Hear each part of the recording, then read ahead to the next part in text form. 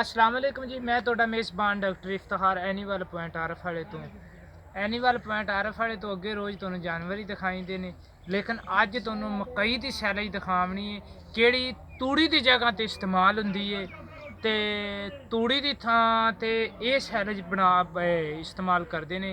ਕਾफ़ी सारे फार्मर करते हैं, बड़ा अच्छा रिजल्ट है, तूड़ी नालों बहुत अच्छा रिजल्ट है। पहले तुहानूं मशीन दिखाइए या मकई दिखाइए। चलो पहले तुहानूं मकई दिखा देने। यह सर मकई है, यह मकई की कटाई की पई है। तो एक मिनट ट्रैक्टर चलाओ ने, पहले थोड़ा जिहा तुहानूं मशीन दिखा दी। यह जनाब मशीन हैगी है, यह ट्रैक्टर इस तरह ला देंगे ने। जनाब ड्राइवर नूं मारन लगे ने सलफ ते नाल ही आकर काम कर लगे ने स्टार्ट। यह मशीन हैगी, है ना, एक साइड ते दंदे वाले ने, एक साइड ते साफ है। ये ना उवें उसी तरह ही सिट लग गया। हाँ लाओ दथा पाई लाओ, वीडियो जो वहां ना तुहानूं वीडियो ही दिखावां, तुहानूं सारा कुछ दिखावां। ਇਹ जनाब इहदे नाल ट्राली दे उत्ते आ जांदे ने, सेल हैगी।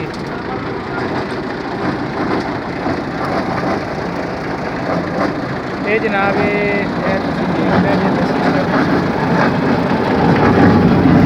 चोला ग्रावी छिकदी है, लाओ देखा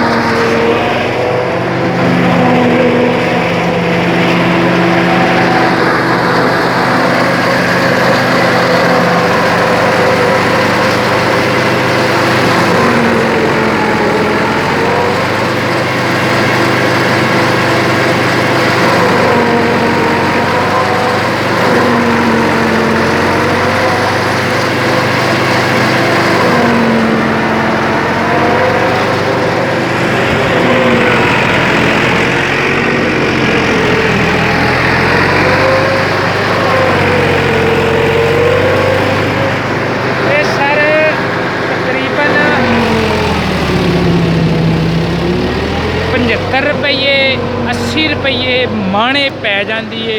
ओवरऑल इनका खर्चा पा के अगर इनकी इसे मकई की छापर दे विच पैकिंग करवाई होवे ना, तो वो कड़ी छापर दे विच पैक होंदी हैगी 30 मन की गठ या 25 मन की गठ, वो तकरीबन 20 रुपये उत्ते होर एवरेज इन्हें मन की आ जाए। यह देखो यह मकई है ना, इस मकई की यह छलियां की तड़ाई कराई हुई है, छलियां नहीं है। देखो थले छलियां दी तोड़ियां पईयां, इसे मकई की इन्होंने एवें कटाई करके ना तो इनकी बना देनी है। ये तकरीबन इन्हों 75 रुपये के 76 रुपये मन की एवरेज नाल मकई पैंदी है। बहुत अच्छा काम है, तूड़ी नालों बहुत अच्छी गल है, क्योंकि तूड़ी नालों इहदा रिजल्ट अच्छा है। लेकिन ये थोड़ी जी मकई इन्होंने ना थोड़ी जी सुक गई, थोड़ा जिहा हरे रंग इन्होंने तो बड़ी अच्छी बनी है। चलो बहरहाल भी मैं उम्मीद करता कि मेरी किहड़ी अज वाली वीडियो तुहानूं बड़ी पसंद आवेगी। ਤੁਹਾਡੀ ਕੋਈ ਮਾਲੂਮਾਤ?